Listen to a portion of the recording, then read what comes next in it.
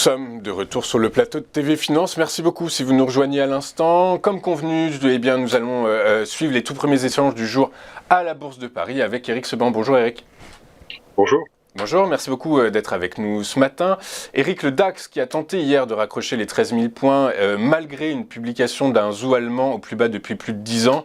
Est-ce que ce mouvement s'avérera être vain? Et finalement, un peu comme toutes les semaines, il faut attendre la clôture de vendredi pour avoir une tendance qui pourrait se dégager, pour déceler une tendance qui pourrait se dégager sur l'indice allemand. Alors, la clôture de vendredi, c'est plus trop d'actualité depuis que justement on a clôturé sous 13 000. Donc ça, c'était un élément important parce que bon, on avait déjà eu plusieurs fois, ça entraînerait sans doute une accélération baissière, bien qu'on disait également que le temps passant, la zone de danger avait moins de force, la zone d'attraction baissière jusqu'à cet objectif principal de 12 100 perdait de sa force. On avait expliqué que, en effet, les gérants avaient eu justement tout le temps de tourner leur position de couverture de portefeuille, de protection. Donc, ça perdait de sa force.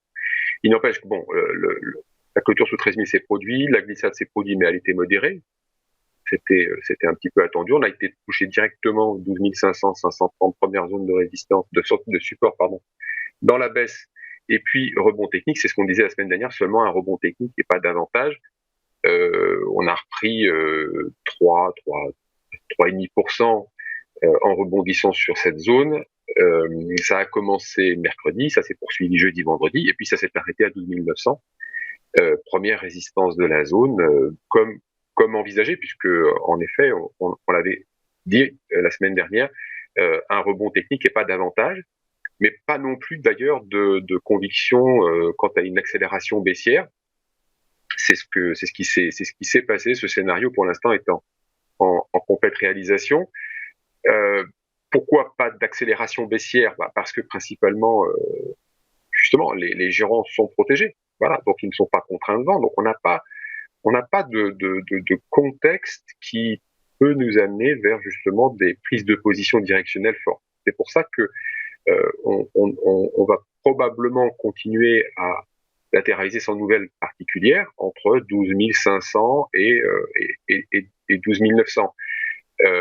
Alors bien sûr, après, vous avez des séances qui peuvent laisser penser que quelque chose se produit, comme hier, par exemple, on a fait 2 séances en une, hein. On a eu 2,30 entre les extrêmes, on a repris en fin d'après-midi 1,50%, c'est beaucoup, c'est violent, ça s'est fait pratiquement en ligne droite, puis sans raison particulière. En tout cas, on peut toujours trouver des raisons a posteriori, mais il n'empêche que elles sont avant tout contraintes, enfin techniques, parce que justement ce sont des contraintes d'agir, excusez-moi, et elles ne sont pas du tout fondamentales. Ce que j'entends par là, c'est que vous n'avez pas des achats de conviction, vous n'avez pas des ventes de contraintes, parce que justement protection des portefeuilles, donc pas de raison de bouger jusqu'à une certaine limite de prix, et vraisemblablement on l'a déjà évoqué, la limite de prix suivante, elle était à 13 000, maintenant elle est sans doute à 12 000, 12 100, donc entre ces bornes, pas de raison pour les gérants de paniquer et de vendre les actions massivement, d'ailleurs pas de volume, de toute façon on le voit bien.